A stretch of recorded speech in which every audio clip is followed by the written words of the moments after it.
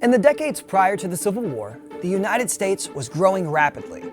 The country added new territories and states, new inventions came to market, and new industries emerged. But underneath that growth was tension. States disagreed over big issues, like slavery and states' rights. Those disagreements eventually led Georgia and other southern states to secede from the Union and push the nation into a civil war.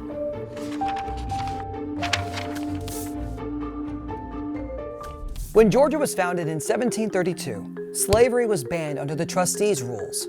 But due to the mounting pressure from a group of colonists known as the malcontents, that changed in the 1750s. Cash crops like rice and cotton were the backbone of the South's economy, but they required a great deal of labor to grow and harvest. Because of this, some considered enslaved labor as crucial for economic success. When Eli Whitney invented the cotton gin in 1793, cotton production skyrocketed, and so did the number of enslaved people in the South, especially Georgia. By the mid-1800s, many white Southerners defended slavery by arguing that their economy and way of life depended on it. They even pushed for the expansion of slavery as new states and territories were added to the U.S. The idea was that having more states that permitted slavery would help other slaveholding states preserve the institution, maintain their political power, and support their economies. Meanwhile, the northern states' way of life was changing.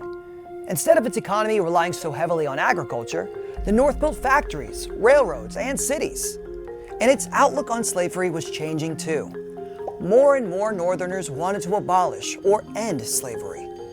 Abolitionists like Frederick Douglass, Harriet Beecher Stowe, and William Lloyd Garrison wrote about the horrors of enslaving people, sparking national debate.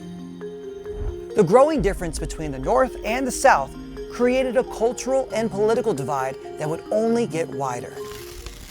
Another major issue was states' rights, or the belief that individual states had the power to make their own laws, even if they disagreed with the federal government. Some Southerners argued that the federal government had no right to interfere with slavery and believed each state should decide for itself whether to allow it. But not everyone agreed. Others said the Constitution gave the federal government final authority, especially on big national issues. Disagreements over whether the states or the federal government should hold the most power were a major factor leading up to the Civil War. And one of the first big tests of this clash came during the nullification crisis. In 1828, the United States imposed federal tariffs, or taxes on imported goods, to help protect the North's new factories from cheaper British products. The South, however, opposed these tariffs because it increased the cost of farming. When the northern states, which controlled the House of Representatives, voted to renew the tariffs in 1832, South Carolina threatened to nullify or ignore the tariffs and to secede from the United States.